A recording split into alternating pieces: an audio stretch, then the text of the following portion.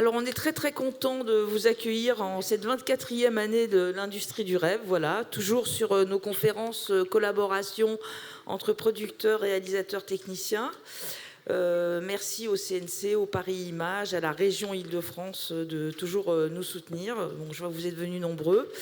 Donc aujourd'hui, je vais faire court, mais on a quand même un peu de temps parce que je crois qu'il y aura beaucoup de questions sales. Donc je laisserai pas mal aussi de la salle s'exprimer. On a beaucoup de chance d'accueillir l'équipe de Vermine. Donc déjà, je vous prie de les saluer.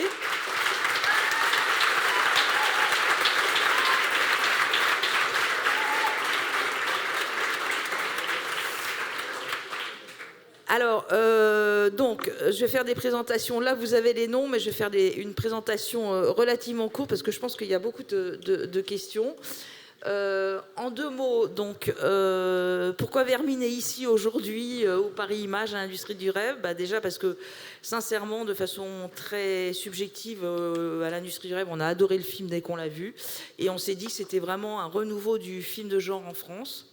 Et que c'était Sébastien et son producteur et toutes les personnes qui ont travaillé dessus ont fait un travail formidable, qui d'ailleurs est déjà récompensé dans un premier temps par une nomination au César du premier film. Meilleur conduit. Et meilleurs effets visuels aussi. Et évidemment, j'allais le dire, les meilleurs effets visuels. Voilà, donc vous pouvez les applaudir. Et le scoop qui est tombé avant-hier, que Harry et Sébastien ont bien tenu secret, c'est que Sébastien va donc réaliser le prochain Evil Dead.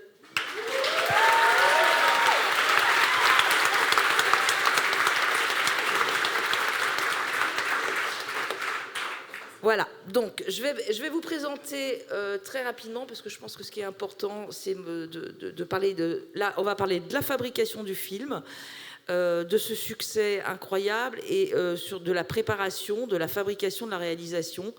Donc, on a la chance d'avoir Sébastien Vanissek, qui est donc, vous connaissez, je ne présente pas. Il a donc fait une 50aine de courts-métrages, si je ne me trompe pas, et c'est son premier long. Voilà, donc il n'a pas fait d'école de cinéma, c'est juste un virtuose de la réalisation et du scénario, de la caméra, voilà, il faut le dire. Hein? Voilà. Alors, son producteur, Harry Torgman, qui a beaucoup, qui a cru au film. C'est ton premier long en fiction, voilà. Mais par avant, il a beaucoup produit pour la télé, notamment Canal+, avec Bref, Serge Le Mito, Bloqué, et aussi pour le cinéma avec Last Dance et Rosie, qui était sorti en salle. Quand on voit le film, on voit qu'il est extrêmement bien produit tout de suite, mais ça, il vous l'expliquera. Le film aujourd'hui est à combien d'entrées ? 165. Voilà. Donc il finira vraiment à 300 000. Et voilà, on l'espère. Ensuite, donc, je vais présenter... je vais commencer parce qu'on a quand même une femme, heureusement. Donc Stéphanie Guillon, qui est chef maquilleuse.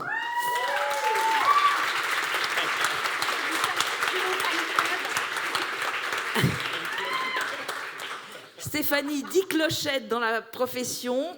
Elle en est à son 45e film. Elle a fait... Elle a fait des très grosses productions qui vont de Astérix à La Malédiction de Provins, L'amour est une fête, Le Grand Bain, Rock'n'Roll, Mal de Pierre. Et là, donc, elle va vous raconter son expérience sur Vermine. Juste un petit mot pour dire qu'il y a une association des maquilleurs et des coiffeurs qui font signer une pétition pour que ce soit reconnu au César. Je dis ça, je dis rien. Vous pouvez la suivre.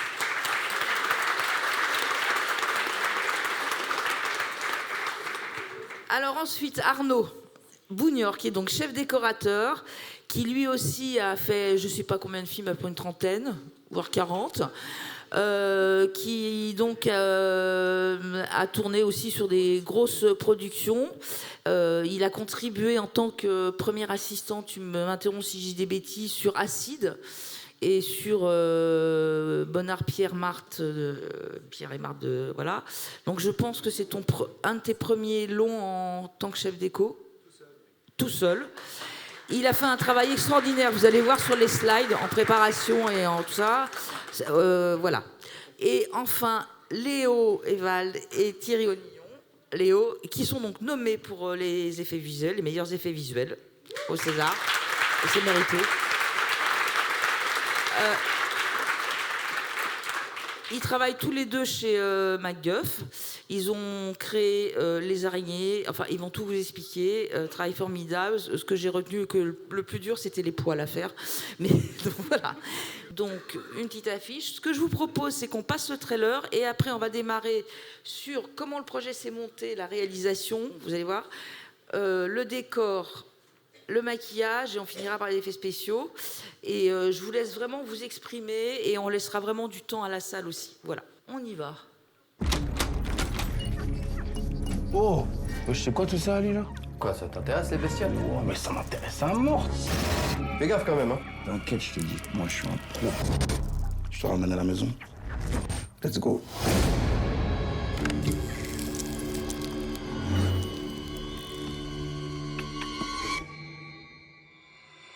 Comment t'as fait pour pécho ça? Toi, tu kiffes dormir avec ça dans ta chambre. Non mais tu sais qui leur parle? Pas sérieux. Je te promets meuf. Théo, tu te caches, Théo. Tu te fous de ma gueule.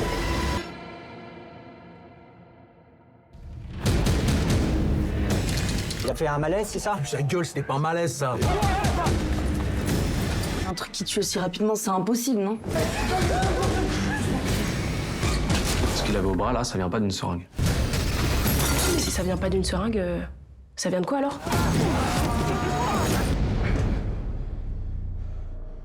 Vas-y. Chaud.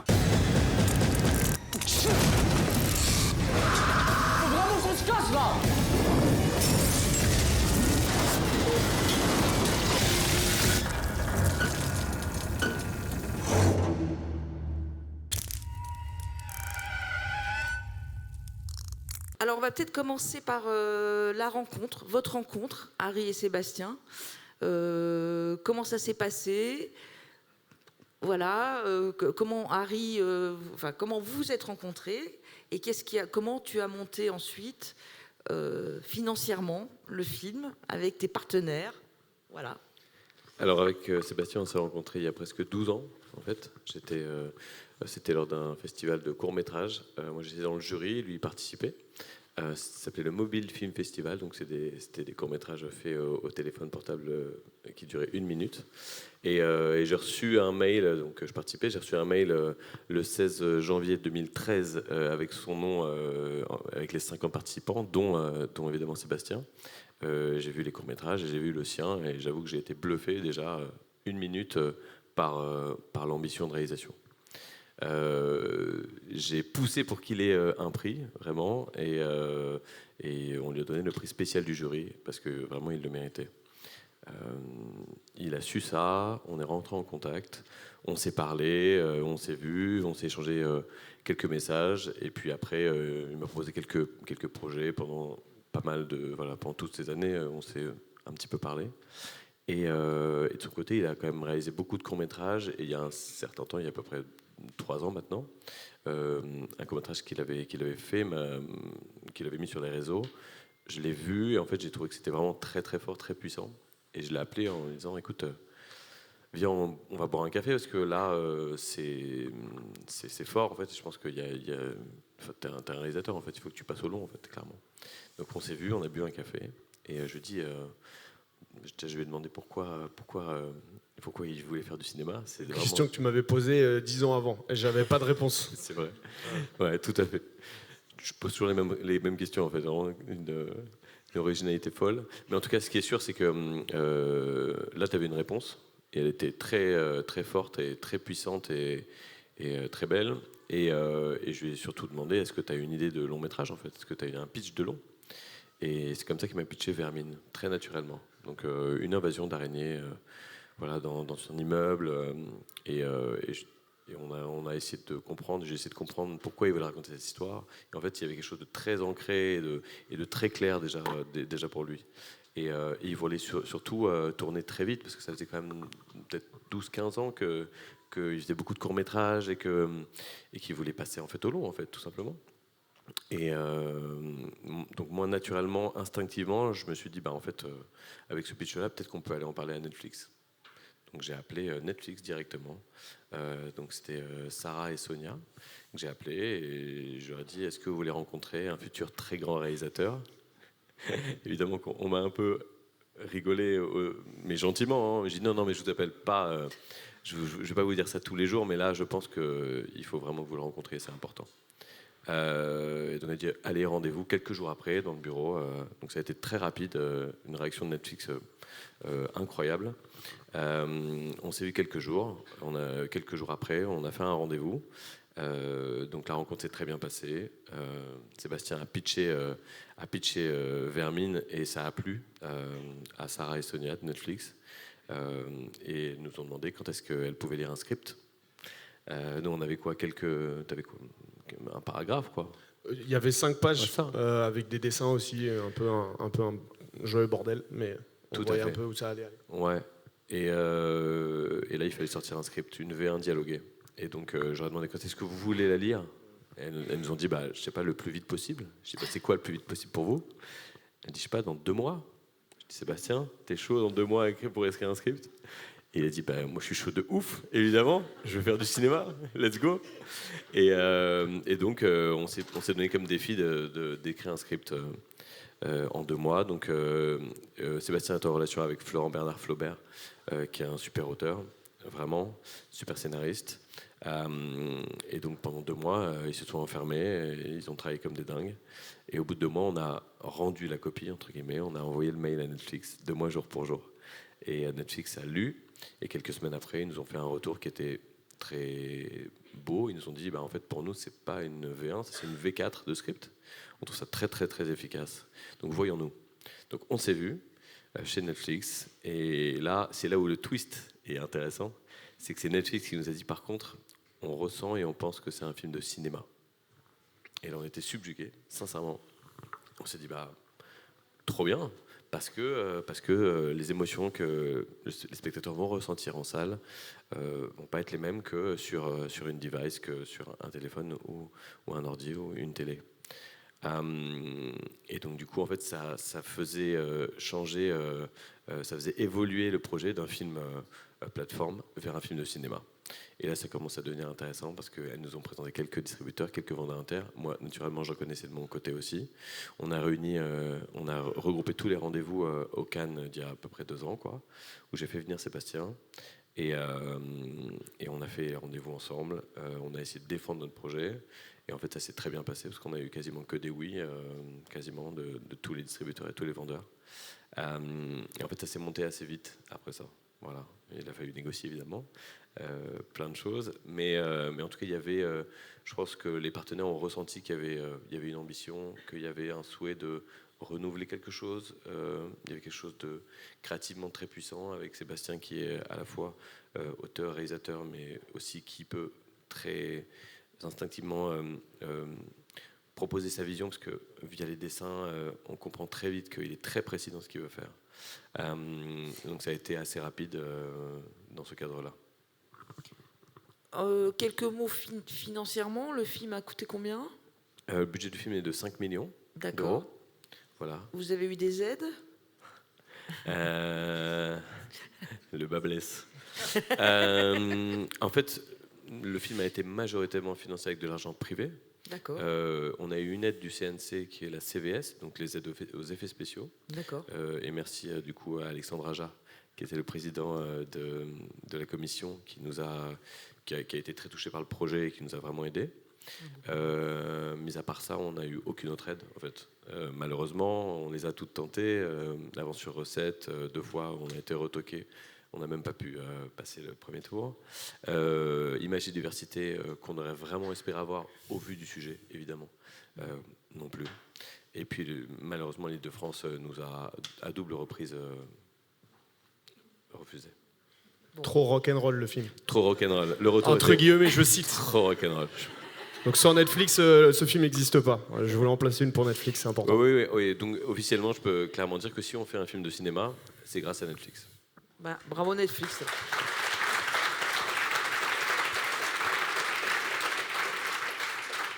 Alors, la parole au patron, comme on t'appelle maintenant.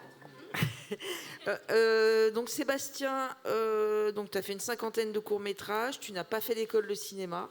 Je suis passé par la fac et par l'école. En fait, c'est juste que ça marche pas, quoi. Enfin, je me suis fait mal conseiller. Et du coup, c'est pour ça que je dis souvent moi, je suis le pire ambassadeur. Faut pas faire ça parce que vraiment, c'est pour apprendre à faire des films, faut faire des films vraiment. Voilà. Quoi. C'est Orelsan qui le dit, c'est pas moi, mais franchement, c'est tellement vrai, quoi. Et totalement. Donc, tu as fait 50 courts-métrages.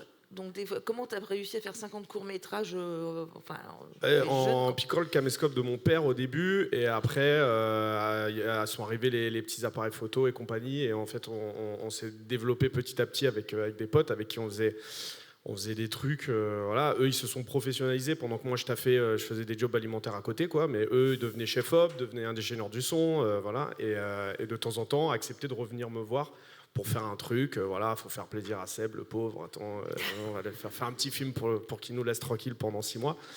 Et du coup, on en a fait plein. Et après, c'est vrai que ces dernières années, ce dont parle Harry, c'était quand j'ai rencontré Jérôme Niel et que j'avais envie de faire des trucs qui sont un peu plus vus. Il y a un truc qui est intéressant avec les courts-métrages, c'est qu'il y a 2 parcours, soit on met en festival, soit on met sur YouTube. Donc soit on est en festival et c'est entre guillemets de l'entre-soi, c'est du cinéma et c'est vraiment pour la noblesse du cinéma. Soit on met ça sur YouTube et on est des beaufs qui faisons des trucs dans notre coin et ça intéresse personne, c'est pas pro. Donc en fait il y a un truc, j'étais pile entre les deux, quoi, et ça me saoulait de ni pouvoir faire l'un ni pouvoir faire l'autre. Parce que j'ai essayé, j'ai eu des courts-métrages qui ont été sélectionnés un peu partout, j'ai eu des prix, tout ça, mais ils n'étaient pas vus. Et après, sur YouTube, c'était pas considéré comme sérieux. Et du coup, avec Jérôme, j'avais envie de faire des trucs qui soient juste beaucoup plus vus, utiliser un peu son aura, etc. Et surtout proposer à Jérôme quelque chose qu'il n'avait pas fait jusqu'ici. C'est ça qui m'a permis de revoir Harry. Mais c'est important ce qu'il disait, parce que l'anecdote, c'est pourquoi tu as souligné le 16 janvier 2013 pour notre rencontre, c'est que notre premier jour de tournage, c'est le 16 janvier 2023. Donc tout ça pour dire qu'une graine qui a été vite fait semée comme ça à un festival a porté ses fruits 10 ans après. Donc du coup, en fait, c'est ça, c'est juste plus les films vont être vus, plus il y a de la chance que des gens importants pour le futur les voient et puissent derrière aider et s'intéresser, quoi. Alors, ça c'est intéressant. Alors, moi, ce qui est intéressant aussi de ça, c'est donc tu avais fait un court-métrage qui s'appelait Croc, qui parlait déjà des combats de chiens. Des combats de chiens. Pourquoi Vermine? D'où c'est venu l'idée quand même? Parce que la star quand même les stars du film, c'est quand même les araignées. C'est venu d'où ça? De base, c'était dans la continuité de mes courts-métrages. Je voulais juste faire un truc qui soit hyper intense, visuellement costaud et très divertissant.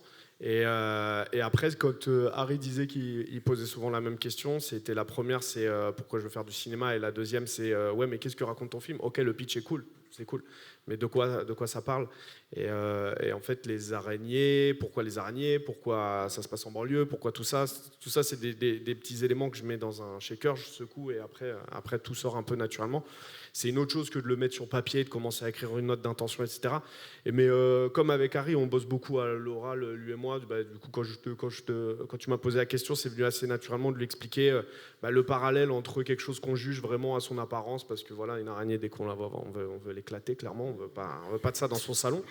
Et le parallèle avec, là, en l'occurrence, dans notre film, la banlieue, mais ça, c'est valable pour toutes les personnes qu'on a tendance à mettre dans des boîtes, qu'on a envie de ranger dans des étagères en disant ça reste là, ça bouge pas. Ce que Caleb fait avec ses insectes, quoi. Et du coup, le propos du film étant ouvrons les boîtes, laissons les choses sortir, c'était un peu ce qu'il fallait à Harry pour être convaincu que il y avait quelque chose en dessous, juste la couche de divertissement. C'est à peu près comme ça que l'idée est née, en fait.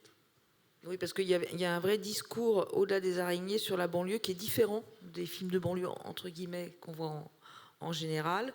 Et c'est là où se situe l'intérêt du film. Alors, une fois que le financement était acquis, moi j'ai envie de parler de la prépa.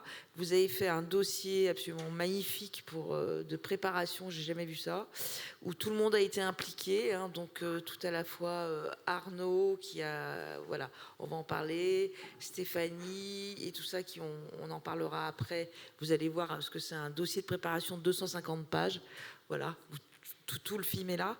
Mais là, j'avais envie de montrer, toujours pour toi, Sébastien, une question. Là, vous voyez, en fait, sur le slide, des images de la première scène du film qui se passe au Maroc.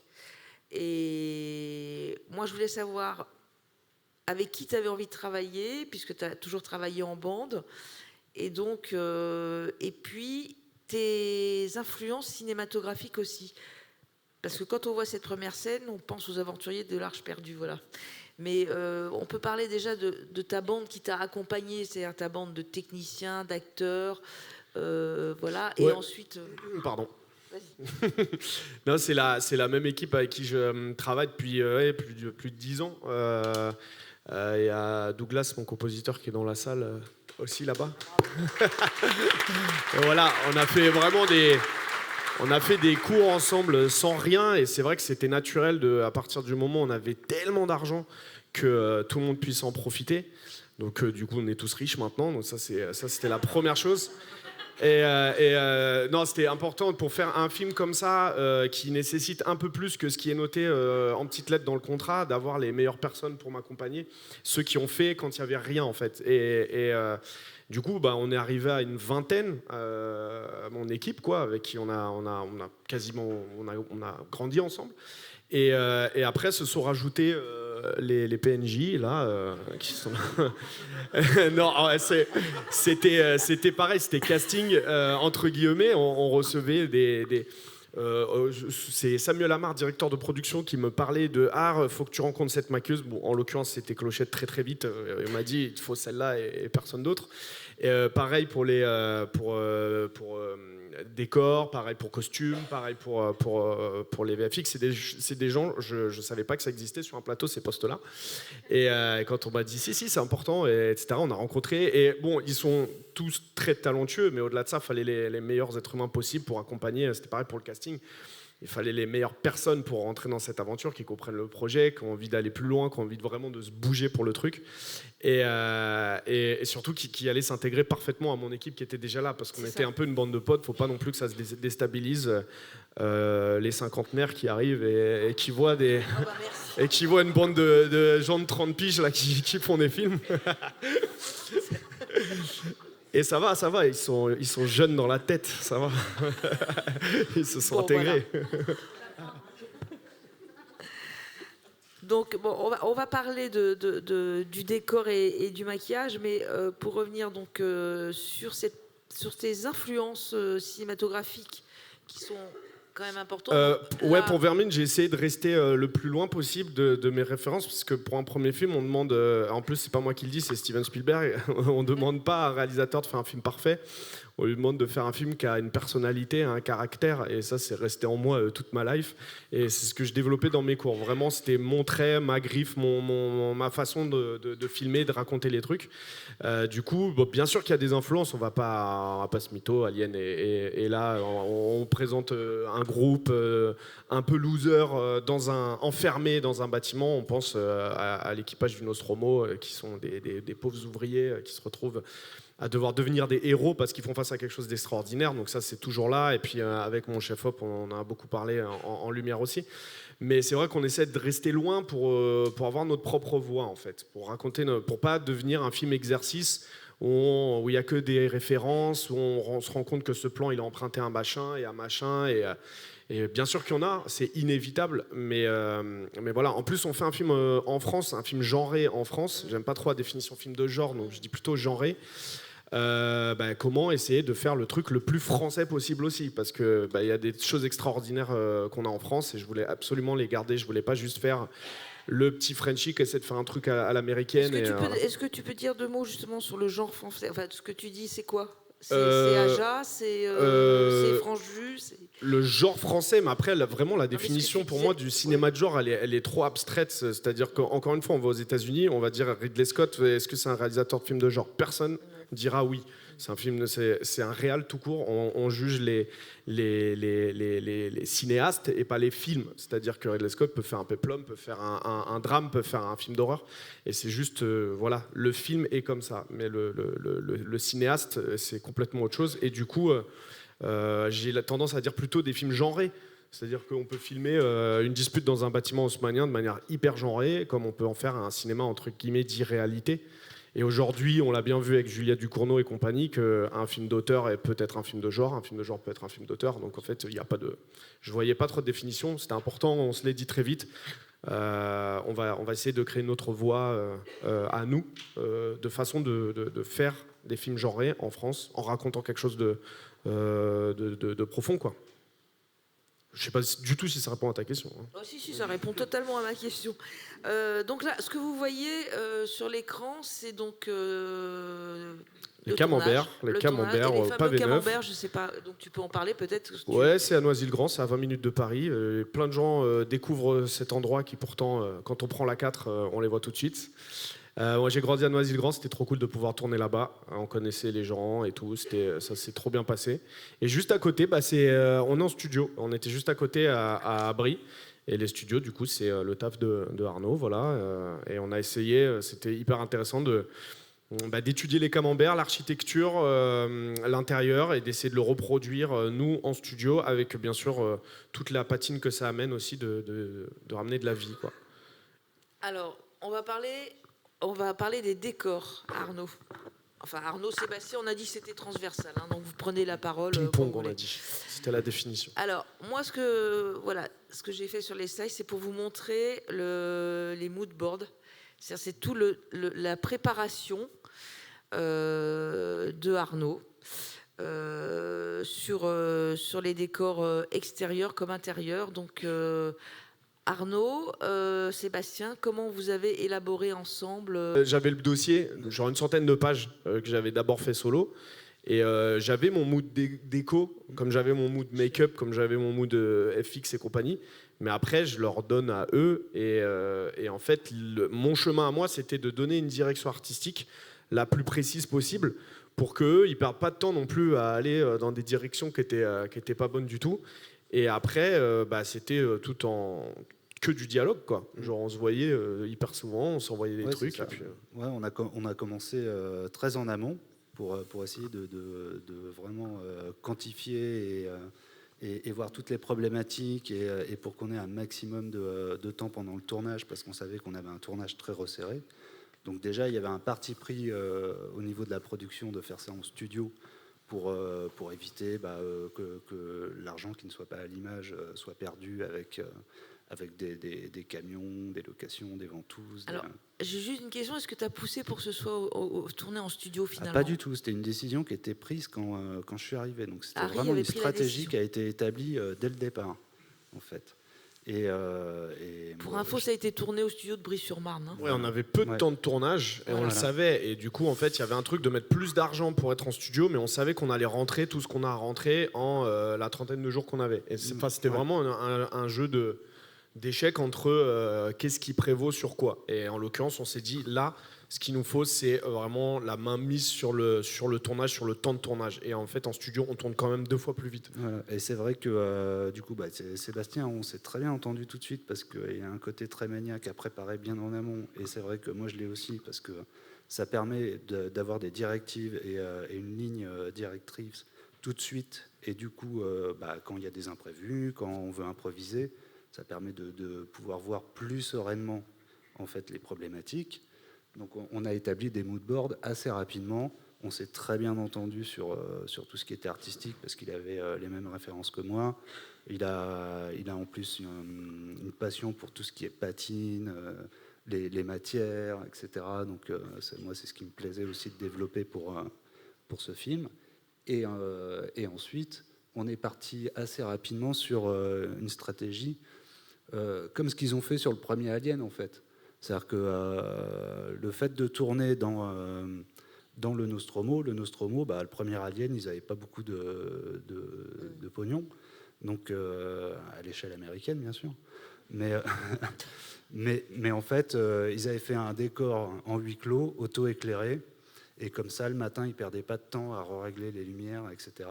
Donc on a eu un gros travail avec Alexandre Jamin, le chef opérateur, où c'est pareil, on a vraiment collaboré étroitement. Et du coup, on a positionné toutes les lumières pour que lui, il ait vraiment à mettre des sources ponctuelles et que ça aille très vite pour lui.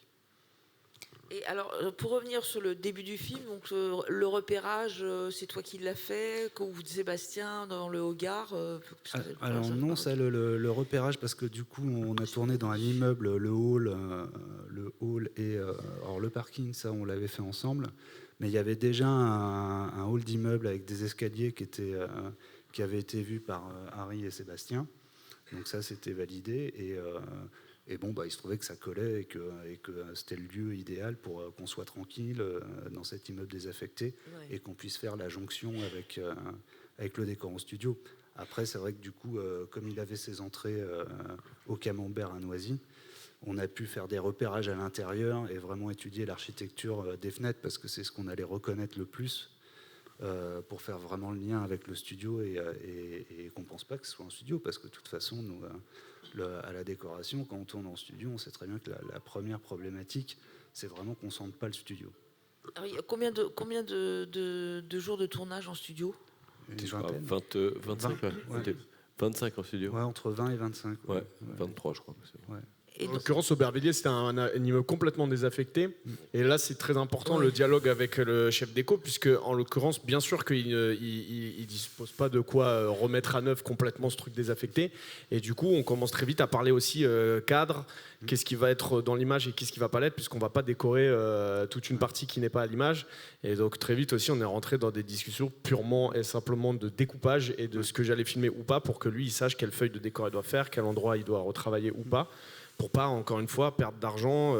Quand on est dans des budgets comme ça, il y a un truc de tout ce qu'on a doit être à l'image et il faut pas perdre 1 euro. Donc du coup, il faut être ultra précis, quoi. C'est ça, c'est qu'en fait, on avait à peu près le même point de vue et la même méthode, ça vraiment de l'école de Hitchcock, de Spielberg, etc., où c'est des gens qui préparent vraiment en amont pour laisser peu de place en fait, à l'aléatoire et au gaspillage d'argent en fait. Alors là, on voit en fait les images. Ça, c'est les images préparatoires, hein, si je me trompe pas. Ça, c'est le décor du set. Hein. Ah d'accord, ça c'est le décor du set. Ouais. Donc tout ça a été fait à Brie.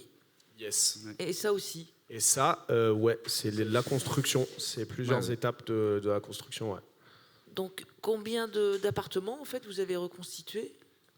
On a fait 1, 2, 3, 4, 5.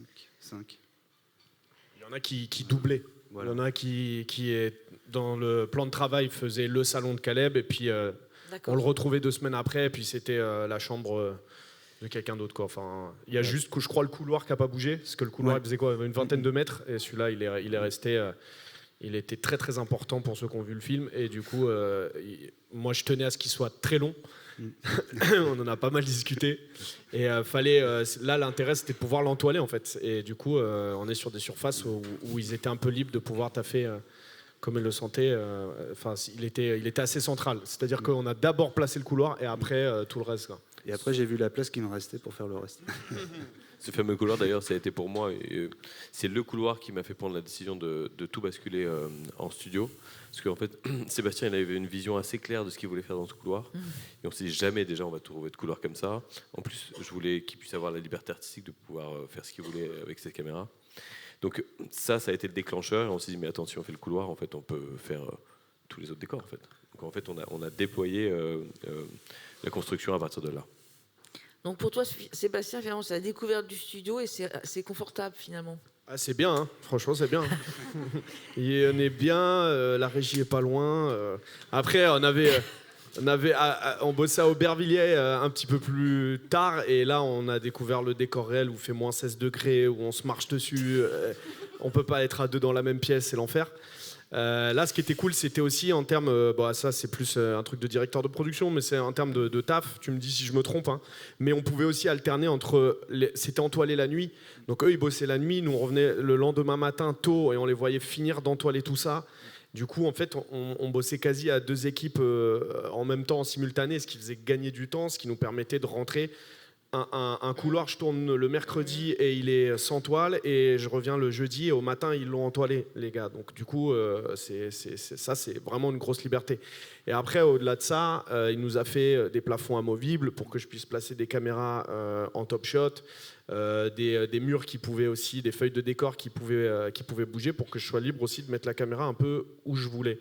Et encore une fois, je reviens à cette scène du couloir, mais elle était assez centrale pour le film. Et du coup, tout ça m'a permis d'être très libre dans cette scène, quoi. D'ailleurs, vous voyez là sur les images, c'est au moment où vous entoilez. Ils entoilent là. Ils sont dedans là. La matière de la toile. En fait, c'est comme c'était vraiment très très très important que ça fasse le plus réaliste possible. Et on avait fait des recherches de matière, de différentes toiles avec Sébastien. Et pareil, pour répondre aux coûts de production. Je savais qu'on ne pouvait pas déployer des méthodes comme à l'américaine, et puis je pense que ça ne nous intéressait pas vraiment. On voulait essayer de créer quelque chose d'autre, et très rapidement, en fait, j'ai essayé de mixer plusieurs techniques. En fait, j'ai vu plein de techniques pour faire des toiles, et on a mixé plein de techniques, et après j'ai fait plusieurs essais que j'ai montrés à Sébastien, jusqu'à obtenir vraiment l'effet qu'on voulait. Ça a fini chez Jiffy. Hein. Ouais, c'est la première chose, je dis pas les toiles de Jiffy là, de Halloween qu'on met devant chez nous là. Tout le monde va reconnaître. Tout ce que j'ai développé était foireux, donc effectivement on a fini chez Jiffy. Non, c'est trois trucs différents. Il n'y a pas de placement de produit. Il y a du coton, il y a la colle, le pistolet à colle, et il y a après la cobweb là. Voilà. Ouais. Il y a du fil. Ouais. Qui montait à la tête, parce qu'il y a du gaz là-dedans, ça rend fou. Ouais. Donc si je comprends bien quand même, ce qui est très très important là pour toute l'équipe, Sébastien et toute l'équipe, c'est le souci du détail. Donc le moindre détail, un peu à la Kubrick, quoi, quand il choisit les. Ouais, Kubrick, c'est ça, c'est à peu près ce que je suis. Non, mais c'est pas que une histoire de. Bien sûr que moi, je réfléchis graphiquement, mais on a aussi à cœur de mettre les comédiens dans des situations tellement extrêmes, et ils ont tellement donné d'énergie et de force dans le film que c'était les mettre dedans, quoi. On leur dit pas tiens, imagine il y a des toiles, donc t'enjambes, tu fais semblant, mais bon, on fera en post-prod, t'inquiète. C'était quand même de leur dire le matin, ils arrivaient, voyaient le truc, pouvaient et bon, eux ils faisaient n'importe quoi dans le décor, ils s'en foutaient, mais moi j'avais la sensation de les mettre dans des conditions de voilà, vous avez tous les éléments en tout cas pour vous appuyer sur du vrai, et ça se joue à des petits détails, hein, mais il faut que je vois le couloir là, mais il faut qu'il goûte.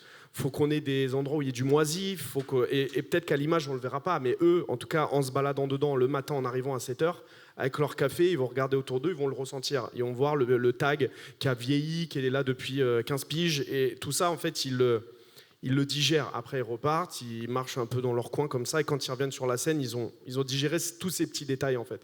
Donc c'est mon taf à moi, c'est de mettre tout le monde ensemble dans la même direction, mais en sachant que chacun bosse vraiment très très différemment.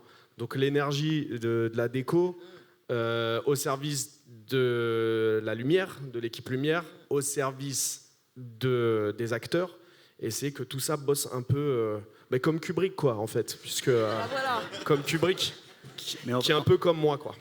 C'est ça. En fait, je pense qu'en plus de mettre les comédiens effectivement dans une ambiance et le souci du détail, il y a aussi un truc, comme moi quand j'ai rencontré Sébastien, où on s'est vraiment rapproché aussi là-dessus, c'est vraiment une réelle envie de faire plaisir aux spectateurs et par respect pour le spectateur, de lui donner la meilleure ambiance, le meilleur film possible, la meilleure expérience possible. En tout cas, c'est réussi. Alors, on parlait des comédiens, donc on va parler de maquillage, Stéphanie. Voilà, donc ça, ce sont les... Ah ouais, bienvenue chez Clochette, là. Qui est dans le dark web. Alors, je ne dis pas... Stéphanie, je te laisse expliquer comment tu as trouvé tout ça. Alors, en fait, les premiers dessins qu'on voit là, c'est ce que Seb m'avait dessiné, qui correspondait à des trucs plus ou moins réaliste avec les araignées. Donc moi, je suis allée lui chercher des photos sur des sites plus ou moins... C'est les plus soft là, hein, Ça, qu'on c'est voit. les plus soft. Il y a des araignées qui font des trucs hardcore. Moi, je lui ai amené des trucs où c'était vraiment assez gerbant. Merci pour ça. Bien le Je dire. dors encore avec Voilà. le soir. Mais qui sont des vraies piqûres d'araignées qui existaient vraiment, avec une différence en fait entre les piqûres, pour que lui, il ait un espèce de range pardon, je ne me rappelle plus comment on dit en français. Excuse-nous. Jean-Claude. Un espèce d'éventail, merci, de panel, merci, de piqûres, pour qu'il puisse choisir en fait celle qui était la plus intéressante pour lui. Donc on a... Et au-delà des piqûres, encore on là, voulait on que n'a ça... pas les pires. Hein. Je crois qu'il y en avait d'autres encore. On voulait que physiquement, il y ait quelque chose qui se passe dans les gens qui sont piqués, voilà. que ça jaunisse les yeux, que ça jaunisse la peau et tout ça. Voilà. Après, on a vraiment développé des looks en fait et des évolutions dans la piqûre. C'est-à-dire qu'on a eu à peu près, je crois, quatre évolutions en fait. À partir du moment où ils se font piquer, qu'est-ce qui va réagir chez eux? Donc, juste la simple piqûre, puis ensuite la peau qui commence à devenir plus pâle, puis les yeux qui commencent à être touchés, puis les veines qui commencent à être attaquées. Donc, on avait 4 stades différents en fait dans l'évolution des piqûres qu'on a amené. Ça, c'était les petits dessins qu'on avait fait pour chaque personnage. Les dessins sont faits par entre Seb. mix make-up sympa et ceux qui se sont fait éclater la tête. Et, voilà. et Bon, Jérôme se faisait bien tabasser. Jérôme, donc, lui, bon, il avait pris cher, le pauvre. Les filles. Alors après, moi, il m'a restreint beaucoup parce que pour les looks des filles, parce qu'il voulait quelque chose de très, très, très naturel. Et moi, non, mais elle voulait être pimpée de fou là. Ça marchait pas. Ça marchait pas du tout. Moi, je voulais un peu lui sortir, lui mixer son genre un peu en lui amenant du glamour et de la paillette. Bon, il m'a dit peut-être une autre fois, mais pas là. Voilà. C'est peut-être une autre fois. Donc on est allé sur des trucs très soft. Et sur les blessures, on a travaillé, notamment pour Ike, là, qui est en haut à gauche. On a travaillé avec l'atelier 69, à qui on a soumis en fait nos designs. Et eux nous ont préparé les prothèses et sont venus les poser. Donc là, vous voyez Stéphanie sur le set, sur le tournage en direct. Donc voilà, la dernière étape, en fait, c'est ce qu'on voit à gauche là. La dernière étape, la plus forte en fait des piqûres, c'est ce qu'on a réussi à faire avec l'atelier 69 en prothèse posée sur celui qui a mangé le plus. Ton micro, Stéphanie. Pardon, excusez-moi, j'ai pas l'habitude. Oui, non, et tu peux expliquer cette blessure quand même. La dernière avec les bouts de verre. Ouais. Ça, c'est l'étape finale en fait. C'est la plus forte qu'on a posée pour le dernier en fait qui est piqué et qui vraiment va décéder. Et donc on a mélangé en fait quatre types de prothèses différentes. On avait des bubons, on avait des plaies profondes ouvertes. Et ensuite, on a intégré, quand il casse tout le décor, en fait, les bouts de verre, puisqu'il devait se frotter. En fait, nous, techniquement, ce qui était compliqué, c'est que Seb voulait qu'il puisse vraiment vivre avec la prothèse, et notamment frotter contre le sol, contre les trucs. Et on sait très bien que quand on pose des prothèses, en fait, ça, c'est le pire truc de tout. En fait, il ne faut pas frotter, il ne faut pas toucher, c'est fragile, en fait, une prothèse. Donc, en général, dès qu'il y a frottement, et dès qu'il y a mélange d'autres matières, c'est la catastrophe. Elle saute en général. Donc on avait trouvé des solutions avec l'atelier pour qu'ils puissent malgré tout venir forcer. Donc on avait mis un peu de produits pas huileux parce que ça fait sauter la prothèse bien évidemment, donc un peu aqueux pour qu'ils puissent attraper les bouts de verre qui se collent dessus et qu'on n'ait pas la prothèse qui au bout du deuxième plan soit changée. Ce qui n'a pas été le cas. Donc on était assez contents. Et ça représentait combien de temps à chaque fois pour les comédiens Là, pour Ike, on a fait, je crois que c'est 2h30, un truc comme ça. Ah oui, c'était une petite prépa, c'était pas énorme. Prépa. Non, pour ce genre de truc, c'est petit, quoi. Alors, quand on s'est parlé, Stéphanie aussi, tu as évoqué le fait que il y avait plusieurs teintes de peau, etc. en termes de maquillage. C'est pour ça que je voulais vous montrer ce travail que tu as fait. Je pense que c'est important, bon, évidemment avec le travail de lumière, mais bon, on parlait des comédiennes, donc là, il y en a 2, plus un comédien, donc là, il n'y a pas de blessure. Alors, sur le monsieur qui est complètement gauche pour vous. Il était en phase presque finale. En fait, il était à la 3e phase de piqûre. Il s'était fait piquer, là, et donc il avait tout le teint très, très blanc. Alors moi, la problématique principale, ça a été de travailler avec le chef-op et les décors pour pouvoir trouver des couleurs, en fait, qui allaient sortir. Parce qu'il y avait un traitement de l'image, comme si vous avez vu le film, en fait, où l'image est assez verte par endroits, assez chaude par d'autres endroits. Donc il fallait que moi, le sang puisse ressortir sous ces lumières-là, que les peaux ne soient pas altérées et que tous les effets qu'on faisait d'évolution, en fait, de piqûre, puissent sortir à l'image avec les différences de couleurs et surtout le vert, là, qui était compliqué, parce que ça m'effaçait tous les trucs que je voulais faire. Comment ça se passe, une collaboration entre maquillage, décor, lumière, justement? Ça, c'est intéressant. Alors, avec Arnaud, en fait, il m'avait donné tout un lookbook, en fait, avec toutes les couleurs du décor, avec tout ce qu'il allait avoir. Donc moi, je sais à l'avance, en fait, que sur ce décor-là, qui va être entièrement marron, entièrement foncé, si je veux faire ressortir des choses, il va falloir que je trouve des couleurs, en fait, qui soient adaptables et qui vont ressortir, notamment pour les sangs. Parce que le sang, en fait, ça bouge beaucoup à l'image, entre autres avec les caméras qu'on a maintenant, les numériques et tout. Un sang qui va être très très beau à vue, en fait, n'a pas du tout la même couleur à l'image, plus les lumières qui rentrent en jeu, etc. Donc ça, c'était un peu, c'est la partie technique du truc qui est un peu casse-bonbon. Mais on trouve toujours des solutions.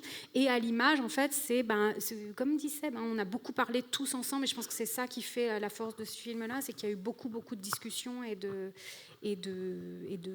dialogue, même avec les VFX et tout ça. En fait, le fait qu'on parle beaucoup tous ensemble et qu'on prépare beaucoup en amont a fait qu'on a réussi à avoir des choses qui étaient sur le set très faciles. C'est-à-dire que ça posait, c'était parti, ça tournait. Mais tout ça, ça se teste avant. Donc on teste aux essais caméra, on teste avec le chef-op, on discute avec lui pour les lumières, je discute avec la déco pour voir dans quel décor on va mettre tel type de truc. Et puis on fait plein de... En fait, c'est testé avant. C'est un peu de la cuisine, quoi. On s'entraîne avant que le gâteau soit bien pris, quoi. Donc tu disais que c'était... que c'était pour toi donc un premier film et que tu avais envie de faire des premiers films maintenant. Alors ça fait un peu bizarre de dire ça. Non, en fait, alors pour l'anecdote rigolote, c'est que quand Samuel, le directeur de production, m'a présenté la première version du scénario de Seb, je lui ai dit non, je crois pas, je vais pas le faire. Les acteurs aussi. Vous voulez pas au début? Ouais, je les détestais. Ça fait trop peur. Non, mais le pitch, il était horrible. Hein. Invasion d'araignées géantes dans un HLM, personne n'y va. Quoi. Non, mais c'est même pas ça. Moi, j'ai pas fait France, le pitch. Même moi, je fais non. Quoi. Attends, moi, il m'a donné le scénario en entier que j'ai lu et je me suis dit. Merci. Voilà. J'ai vraiment fait ça, malheureusement. V1 de scénario, voilà. Bon, c'est éclaté. Hein, c'est comme ça, c'est une V1. Quoi. Faut pas être attaché au scénario. Ça, c'est... J'en place une pour les gens qui écrivent là, dans la salle. La V1, c'est... Non, après, il m'a dit, rencontre le gars, rencontre-le, tu vas voir, il est super. Il est sympa. Il est vraiment très sympathique. Il fait des bons gâteaux. Et du coup, j'ai rencontré Seb. Et effectivement, en fait, ce qui m'a décidé, c'est parce que j'étais face à quelqu'un en fait qui avait préparé son sujet. Il y avait un dossier en fait qui était incroyable, vraiment hyper avancé en termes de. Il savait ce qu'il voulait. Il y avait une vision artistique. Il y avait les trucs. J'ai vu ces courts-métrages avant, pas les 50, mais les derniers. Et je me suis dit, ah oui, quand même, bon, peut-être ne fais pas ta relou, fais un petit effort. Le scénario est pourri, mais vas-y. Il est jeune, mais quand même, il est bien, voilà. Et du coup, c'est comme ça, c'est en le rencontrant, en fait, c'est ça qui m'a vendu le projet. C'est parce qu'il travaillait, en fait. T'as aimé le film au final ou pas, quand même? Non, pas du tout. Mais je ne l'ai pas vu, du reste. Hein, non, ça fait, bizarrement, alors de tous les films que j'ai faits, ça fait partie d'un où j'ai été la moins critique sur mon travail. Bon, j'ai quand même des critiques, évidemment, mais et qui me laisse un des meilleurs souvenirs. Voilà.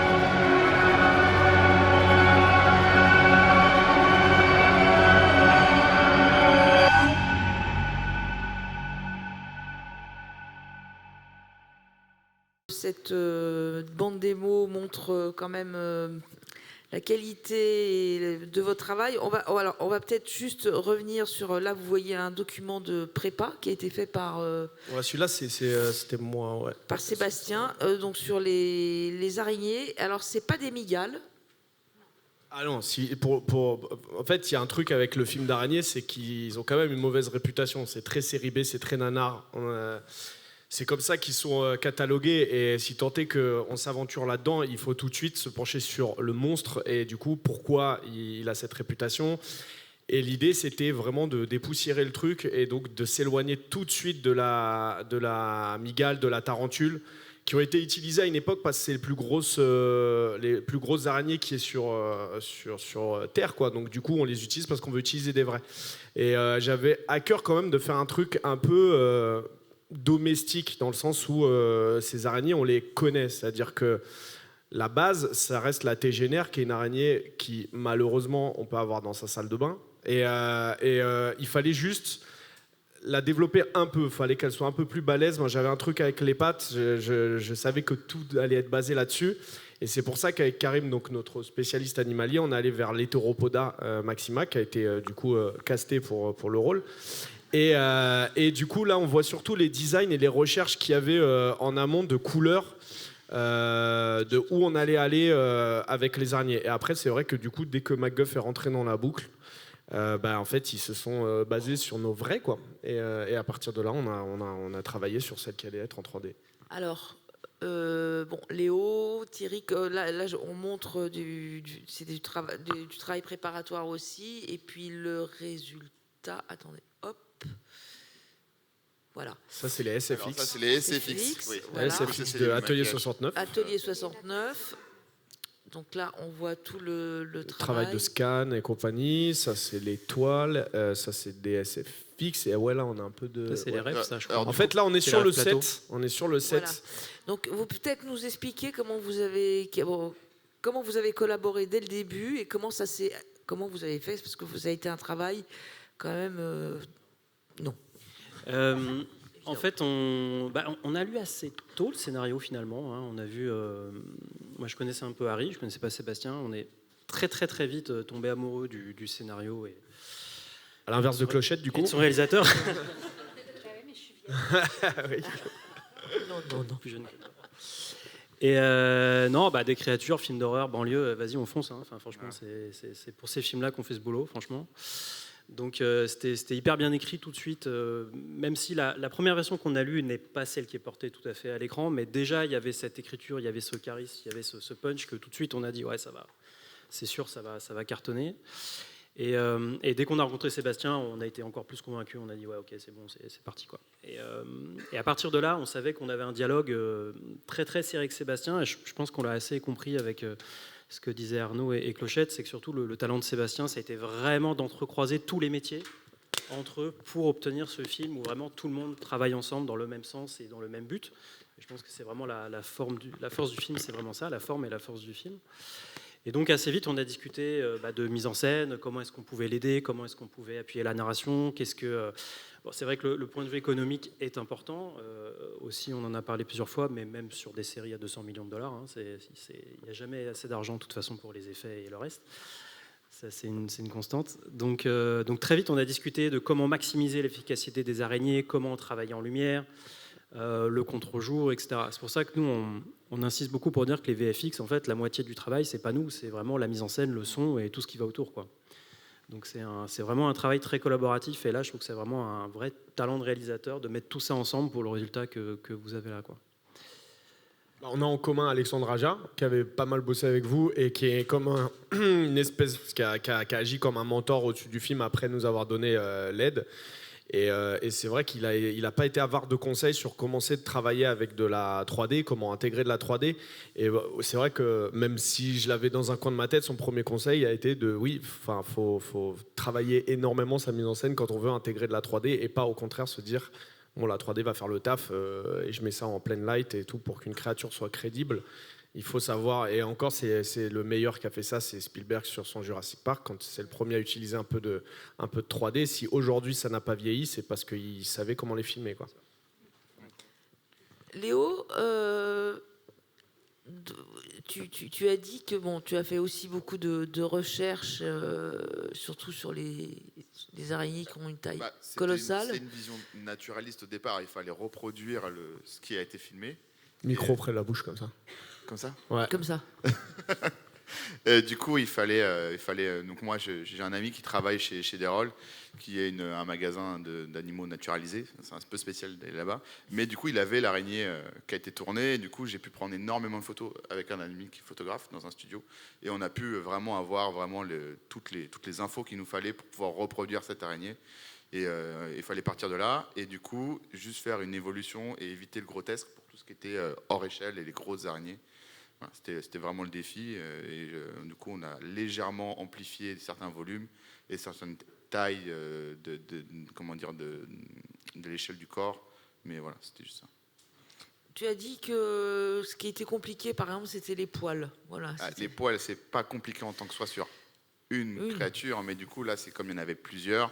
Et là, donc c'est grâce à François Bonnière, notre CGSup, qui a trouvé des solutions, on va dire, un peu low-tech pour en mettre sur toutes les araignées, pour qu'elles prennent toute la lumière dans un environnement qui est très peu lumineux. Sinon, c'était difficile de les faire ressortir au loin et leur faire prendre la lumière. Alors, concrètement, c'est quoi low-tech? Parce que ça veut dire qu'on a des solutions compliquées et des solutions pas trop compliquées, mais on ne peut pas tout faire avec. Par exemple, si on avait un close-up et que les poils auraient dû bouger, on n'aurait pas pu. Mais ça, il n'y avait pas cette contrainte-là. Mais on a pu mettre des poils sur toutes les araignées. Donc, au plan, on définissait le nombre de poils sur les araignées, parce que si on a trop, elles ne pouvaient pas toutes avoir autant de poils qu'une grosse en premier plan. Et ça, c'était un gros système à développer.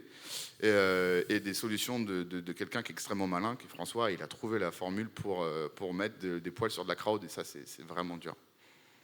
Alors, vous avez dit que ça représentait à peu près, je ne sais pas, peut-être je me suis trompée, mais 1300 jours de travail, c'est ça ? À peu près, c'est ça. Ouais. Vous pouvez nous en dire plus là-dessus ? Vous étiez combien à travailler sur le... 50 personnes différentes sont intervenues en post-production. Bon, après, il y avait évidemment le tournage où on était avec Léo et d'autres teams, des gens pour le tracking, etc. Il y a à peu près 1300 jours hommes. C'est la jauge qu'on a. En fait, le nombre de jours travaillés ramené à une personne par jour, c'est à peu près 1300. Ouais. Donc vous avez fait que ça pendant... Ouais. Et l'étoile. Et l'étoile. Ah oui, l'étoile, c'était un sujet. Ça, c'est le flair de Léo qui a anticipé l'étoile. Parce que c'est vrai que, alors l'anecdote, c'est que toi, l'étoile, au départ, tu les as pas mis dans ton devis. Parce que, elle pourrait être sur le set. Et Léo qui dit, je sens qu'on va se faire couiller un moment ou un autre. Et qui développe son truc sur le teco. Et au final. Donc, quand on a des spécialistes qui sont des Houdinistes, c'est un logiciel qui permet de faire toutes les simulations, etc. Et donc, il réfléchissait à des solutions pour d'autres aspects du film. Il dit, quand tu as 2 minutes, tu réfléchis aux toiles. Et grâce à ça, on a pu injecter de la toile dans le couloir, à mort. Ouais. Et sur la mort de Jordi aussi, sur le visage, le cocon, de la grosse araignée. Et en fait, elles ont marché très, très bien. Ouais. Ouais. Et bravo à Julien. Voilà, oui, parce qu'en fait, la réussite des effets spéciaux, c'est que ça ne se voit pas à l'écran, en fait. C'est quand même toujours le principe. Donc, c'est le 50-50 avec il faut mélanger. Les réels, en fait. Et du coup, une fois qu'on a installé des vrais et qu'on a les attitudes des vrais, c'est vrai que l'œil est plus préparé à se dire ça. Et on a mis le spectateur dans un mindset de on a des vrais, quoi. Donc, si c'était à refaire, on re-signe. Donc vous repartez pour... c'était tendu quand même. Hein. C'est-à-dire on avait des délais de fou. Et, ils se sont vraiment envoyés. Quand je parlais des petites lignes dans le contrat, ils sont le parfait exemple de aller au-delà des petites lignes et de faire beaucoup, beaucoup, beaucoup plus. Après, je pense que toute l'équipe était à fond aussi. Oui. Je pense qu'un projet comme ça apporte... déjà, nous, effectivement, qui le voyons un peu avant sur le papier, en général, l'équipe le découvre après un premier montage, mais quand tout le monde a vu les images, le montage, l'énergie entre les acteurs, les décors, tout ce qu'il y avait à la mise en scène, tout le monde a dit « c'est génial », tout le monde s'arrache, quoi. C'est trop bien. Ça donne trop envie, en fait. Comme quoi, le cinéma, c'est toujours une œuvre unique, mais un travail collectif. Vous en êtes l'exemple... magnifique. Je crois qu'il doit y avoir pas mal de questions sales. Donc, On va laisser la salle aussi s'exprimer, poser des questions. Il y a un aspect que j'ai beaucoup aimé et qu'on n'a pas évoqué aussi, c'est le rôle de la musique. Il y a beaucoup de musique rap très présente avec justement des artistes comme Laylo, Damso, Benjamin Epps, qu'on n'a pas l'habitude de voir dans les films aussi. Donc je suppose que c'est une façon aussi de se diversifier, de garder un peu un aspect unique dont vous parliez tout à l'heure. Donc je voulais voir un petit peu, je voulais vous demander quel est l'impact de la musique dans votre œuvre cinématographique. C'était au scénario. Je notais sur certaines scènes, certaines bascules, le titre qui allait amener cette bascule. Et on a fait un film français indé urbain, et c'était important d'avoir la meilleure musique française indé urbaine pour moi. C'est la musique que j'écoute aussi, donc je suis pas allé chercher très très loin. Mais elle exprime beaucoup. C'est des artistes qui soutiennent les autres créateurs qui font avec pas grand-chose et qui viennent, entre guillemets, de nulle part. Donc du coup, il y avait vraiment un truc de vouloir créer quelque chose tous ensemble qui représente un peu toute cette énergie-là. Fallait pas que je m'éloigne de ça. Fallait pas que j'aille chercher des choses qui soient trop mainstream et qui soient trop écoutées ou trop importantes. Encore, ils vont le devenir. C'est des grands rappeurs. Mais du coup, c'était surtout ça que j'avais en tête, d'être accompagné par ces gens-là, quoi. Et puis, parce que vraiment, les sons qui étaient notés au scénario fonctionnaient immédiatement, quoi. Avec la scène, on comprenait vraiment l'énergie. C'est un peu le même travail que sur un mood visuel. Le mood sonore est aussi important. On n'a pas parlé d'un truc qu'on avait fait pour Cannes, qui est un mood vidéo, où en gros je prends plein d'images de plein de films et je les monte et je mets une musique par-dessus et une typo, et ça dure 1 minute 30 pour pouvoir montrer à des gens un peu voilà l'énergie visuelle, sonore. Le son est très important. Encore une fois, il y a Douglas et Xavier qui sont les compositeurs de la musique qui sont dans la salle, et ça aussi c'est très important. On a, comme avec tout le monde, on a passé d'abord peut-être 2 mois à bosser que sur la DA sonore, juste comment les araignées s'expriment en musique et comment le bâtiment s'exprime en musique. Une fois qu'on a calé nos sonorités, qu'on a un genre de cahier des charges, après la composition, ils sont trop forts, ils composaient. Mais c'était juste la DA qu'il fallait caler. Comme avec eux. Une fois que la DA elle est calée, ils ont les armes pour faire des trucs trop bien sans moi, quoi. Une autre question? Bonjour. Ah, excusez-moi. Désolé. Nous, on est allé voir le film Entre Técos, et j'avoue, ce qui nous a vachement surpris, c'était le côté, la richesse de la mise en scène, des mouvements de caméra, de la lumière, etc. On s'y attendait vraiment pas pour le coup, et c'était assez impressionnant. Et du coup, je me demandais comment ça s'est passé avec Alexandre pour se dire, ok, alors là, on va faire un roll 90, la caméra, elle passe de là à là. C'est des plans vachement complexes qu'on n'a pas forcément l'habitude de voir, même dans le cinéma français, sauf certaines exceptions. Et du coup, je me demandais comment ça s'est passé avec Alexandre, avec cette création visuelle. On a développé 2 types de mise en scène pour Vermine. On a développé une mise en scène à échelle humaine et une mise en scène qu'on appelait araignée. Et du coup, on avait vraiment la mise en scène humaine, entre guillemets, qui était vraiment la mienne. C'est-à-dire que des courts-métrages, c'est-à-dire on est très en caméra à l'épaule. La plupart du temps, c'est moi qui cadrais ces plans-là pour être avec eux, pour aller choper vraiment l'énergie et la tension qui ressort globalement du film. Et après, la mise en scène araignée, qui est beaucoup plus élégante, beaucoup plus fluide et qui est flippante, qui est censée ramener quelque chose de tendu, donc les plans plus longs et esthétiques. Moi, encore une fois, là, je découvrais le travail des machinaux, je ne connaissais pas. Du coup, Alex a beaucoup plus d'expérience que moi en clip, en pub. Donc, du coup, on a beaucoup parlé de ses mouvements de caméra. Je lui disais, écoute, j'ai celui-là en tête. Et lui était là pour me dire, écoute, celui-là, on peut l'exécuter comme ça. Tiens, regarde cette référence dans ce truc-là. Et sinon, il y en a pareil. Dans le scénario, moi, je mets beaucoup de types de plans. Je marque, là, il y a un plan qui est comme ça. Le travelling arrière dans le couloir à 360, il est noté au scénario. Parce que pour moi, c'est important. Mais les comédiens qui vont lire ce truc-là doivent visualiser aussi... tiens, on découvre un couloir de 20 mètres en faisant un 360. Donc, du coup, le plafond devient le sol et compagnie. Et on se retrouve dans un tunnel, dans un terrier d'araignée, quoi. C'est très important. Et c'est que du dialogue, on s'enferme dans un bureau et on fait le découpage ensemble, je dessine et je dis ouais, et là après on passe sur un gros plan et là on passe à ça. Et des fois il me stoppe, il me dit tiens, est-ce que là tu penses pas qu'on devrait... Et voilà, c'est que du dialogue avec le chef-op, quoi. Je travaille actuellement justement sur mon premier long métrage aussi, et je voulais savoir, Sébastien, quelle est la les leçons en tant que vétéran de premier film que tu transmets à un réalisateur? Tu dis, va pas là, fais pas ça, ou fais attention à ça. La prépa est la clé. De bosser vraiment beaucoup, comme un chien en prépa, pour arriver sur le tournage et avoir 1000 problèmes, comme ça arrive. Le matin, chaque équipe va te dire, bon, bah ça on peut pas, ça on n'a pas, ça on machin. Et en fait, avoir un truc qui est tellement préparé que tu as le temps de partir 5 minutes, 10 minutes dans ton coin, dire, ok, j'arrive. Changer des trucs dans ton storyboard, dans ton découpage, dans ton machin, revenir en disant, bon, bah voilà la solution. Là, le meilleur conseil est encore du maître Spielberg, qui, au-delà de l'anecdote des Dents de la Mer que tout le monde connaît, il y a celle du Soldat Ryan qu'on connaît un peu moins, où il arrive sur le set et il s'en veut beaucoup parce qu'il n'a pas vu que ce décor était le décor, c'est au sommet d'une colline avec une station radio. Le soleil ne se couche pas à l'endroit où il devait se coucher et il devait pouvoir tourner toute la journée de la manière dont il voulait. Et du coup, on lui dit, bah là, on a mis 2 semaines à le construire, le décor, on peut rien faire et tout. Donc au lieu de s'en vouloir, au lieu de s'énerver, au lieu de stresser, il part 10 minutes dans son coin et il revient et il a l'idée géniale de tourner ça en longue focale et que ce soit dans la vue du sniper qui va tirer, ça va toucher les vaches qui sont les vaches mortes et tout, et les Allemands qui se planquent derrière et tout. Ça donne une scène d'anthologie. Et en fait, elle serait pas née s'il n'y avait pas eu le problème. Et donc à chaque fois qu'il y avait des problèmes, j'essaie de garder dans ma tête ce truc-là de... C'est la meilleure chose qui puisse arriver au film, c'est ce problème-là. C'est ça qui va me faire avoir la meilleure idée derrière.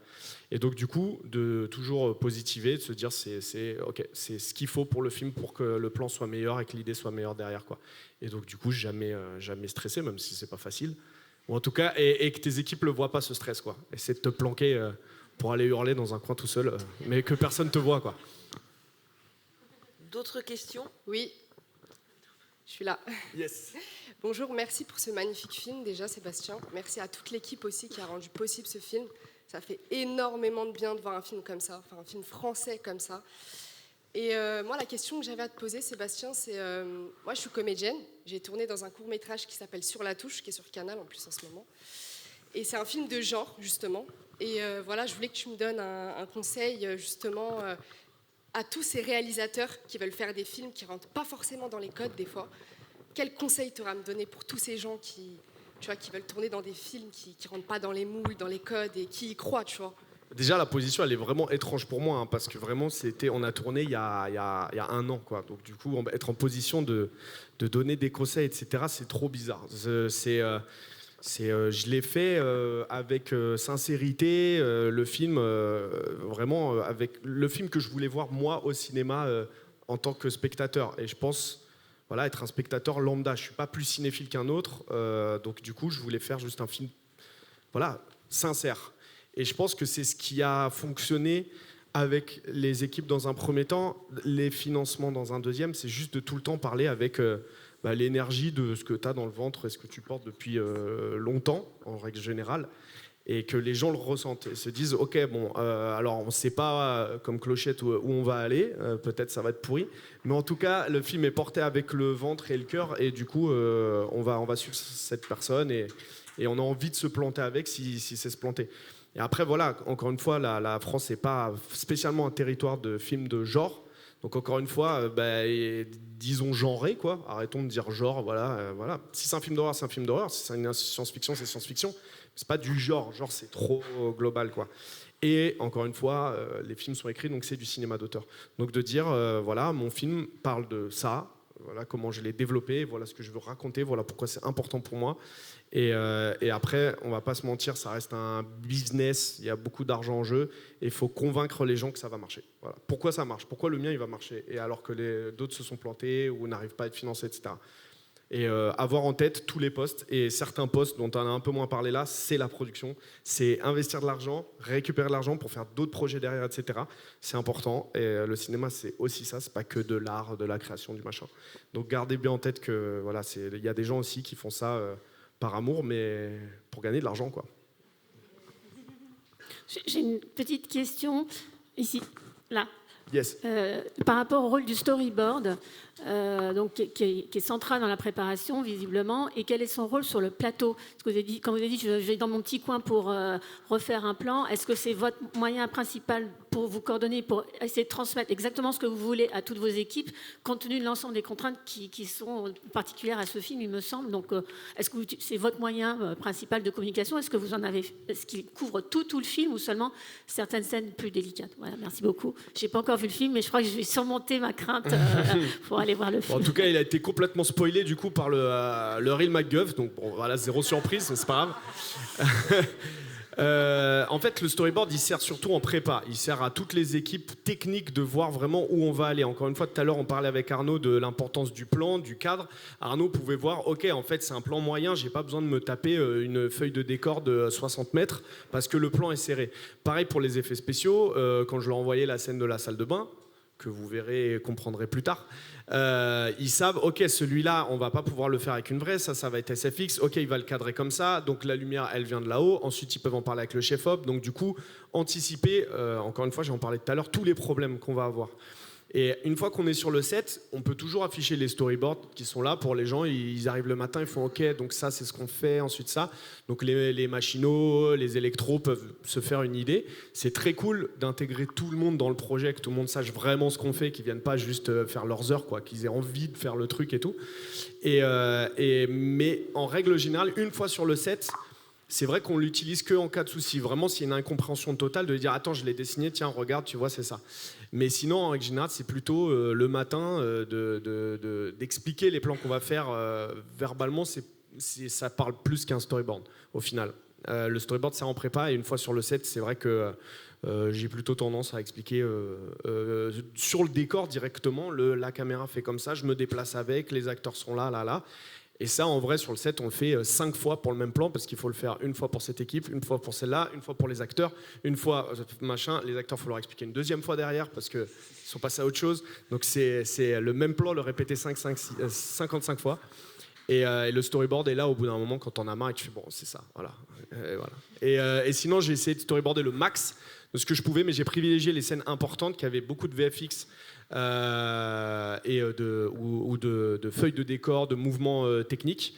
Un champ contre champ pour un dialogue, enfin, c'est pas la peine, quoi. Enfin, ça, tu peux le noter dans ton découpage et ça passe pareil, quoi. J'avais une question, parce que vous aviez un peu abordé ça, mais vous n'êtes pas rentré dans les détails sur le processus d'écriture. Un des trucs que j'ai trouvé vraiment remarquable sur le film, c'est que vous avez un concept qui était super fort et qui est vraiment très flippant, je trouve.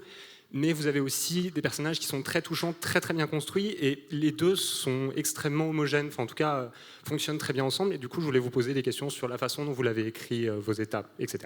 Pour le public soit là et attaché à ton histoire, c'est les personnages, juste les personnages. Donc moi, j'étais vraiment dans un mode de c'est une bande de potes qui n'arrivent plus à se parler, qui va devoir se retrouver parce qu'ils doivent faire face à quelque chose d'extraordinaire, doivent survivre, ils sont enfermés ensemble.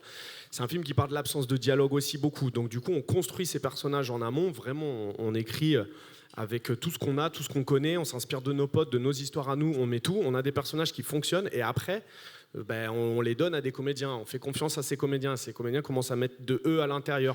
Et on continue de construire avec eux, en fait. Et du coup, c'est vraiment beaucoup de leur travail aussi qu'on y croit. On a, après les castings, que j'appelle plutôt séance de travail, parce que l'idée n'est pas juste de voir si l'acteur est bon, l'idée est de savoir si on arrive à bosser ensemble, si le courant passe, si on a le même film en tête. C'est s'il y a une bande de potes à l'écran, la bande de potes, je veux la créer, je veux qu'on se voit en amont, je veux qu'on lise ces scènes, je veux qu'on bouffe une pizza et on parle de nos lives et ce qu'on a fait avant. Et d'essayer, en fait, encore une fois, c'est de la sincérité, c'est essayer le moins on va faker les trucs dans un film, voilà, c'est comme pour les VFX, c'est eux qui l'ont dit, plus on a des vrais araignées, au plus leurs effets spéciaux vont marcher. C'est pareil avec les comédiens, c'est pour créer des choses à l'image, des fois c'est vrai que c'est bien de les avoir vraiment, et du coup je pense qu'on est attaché au perso parce qu'ils sont vraiment là, quoi. Alors c'était pour savoir quelles ont été les périodes de tournage et de post-production, combien de temps pour les deux? C'était très court. On tourne en janvier 2023 et le film est quasi terminé pour Venise en septembre, ce qui est trop court. Normalement c'est pas du tout ça, on a 5 mois de post-prod à peu près. Donc c'était très intense. Normalement, voilà, on a un peu plus de temps, mais encore une fois, je reviens à ce truc de contrat. Tout le monde a fait beaucoup plus que ce qu'il devait, et c'est ce qui nous a permis de rentrer le film. Mais on avait à cœur à être dispo, frais pour les festivals. Et c'est vrai, quand on a eu l'annonce de Venise, on s'est mis une petite charge, quoi. On s'est dit, bon, il nous reste 2 semaines pour faire un truc qui envoie, et on a moins dormi, quoi. C'est très rare de voir un amour et une amitié entre le metteur en scène et le producteur. En général, ça se tue. Quelqu'un tue l'autre, et là, je vois une amitié extraordinaire. Au début, vous avez dit que votre amitié était créée par un café, autour d'un café. Et ma question est la suivante. Qui c'est qui a payé le café ?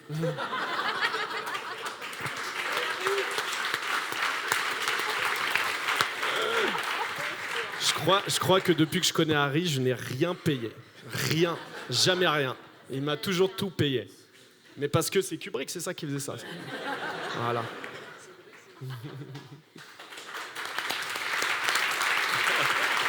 Alors,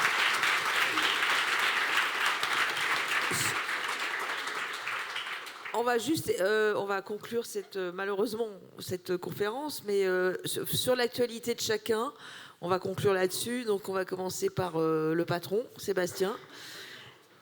Moi, je suis en écriture de la suite, donc comme elle l'a dit, je fais le prochain Evil Dead, donc je suis très... Merci.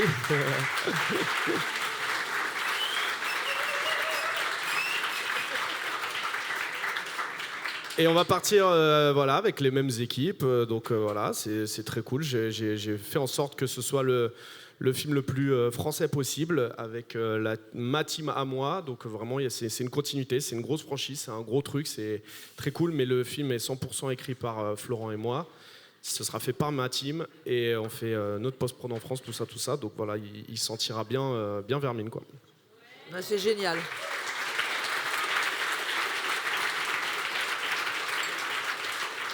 Harry, donc après ce succès, voilà, qui va continuer sur Vermine, tes projets en cours, quoi. Oui, avec Kian et Navo qui avaient écrit et réalisé Bref, on va faire une nouvelle série, voilà, qui s'appelle L'embarras du choix. C'est un 6 x 30 minutes et on est en tournage à partir de début mars. Voilà, et on est très heureux de cette grande aventure. Et vous tournez de nouveau en studio ? On tourne en studio à Brie-sur-Marne avec une grande partie de nos équipes ici. Tout cela en fait déjà. Merci à la région Île-de-France. Et oui, effectivement, point important. Thierry et Léo, vous êtes sur quel projet du coup après Vermine? C'est compliqué de revenir à part... Oui, chaque projet, nous, est assez différent. On est très transversaux dans les VFX, mais on est un peu tenu au secret professionnel, donc on ne peut pas trop dire de choses. Et voilà, on peut dire qu'on travaille avec Harry, on est très content. Dans le futur avec Sébastien, mais là tout de suite, c'est des choses un peu sous le menton. En tout cas, bonne chance pour les Césars. Hein. Oui, il faut voter. Hein. Et oui, il y a des votants. Votez. Il y a des gens qui connaissent des votants. Donc. Stéphanie? Moi, je repars avec Harry sur le projet, donc l'embarras du choix. Donc collaboration fidèle. Et Arnaud? Pareil aussi. Moi aussi, je repars avec Harry, parce que c'est un réel plaisir de travailler avec Harry, il faut quand même le savoir. Et voilà, puis juste après Vermine, j'ai fait une série pour OCS, réalisée par Hervé Admar. Alors merci beaucoup. Ces conférences ont été filmées. Vous allez les retrouver dans une dizaine de jours sur le site de l'Industrie du Rêve. Merci d'être venus. Merci à vous l'équipe. Bonne chance.